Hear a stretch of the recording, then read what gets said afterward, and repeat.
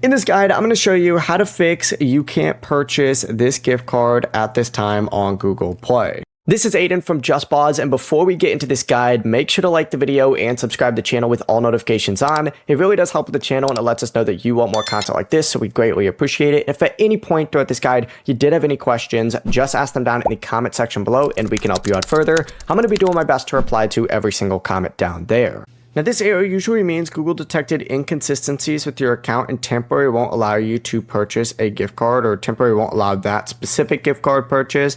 So things first, make sure you're signed into the correct Google account in the Play Store, and then go ahead and check that your Google Play country matches the country you're actually in, and turn off any VPNs or proxies that could make your location appear different.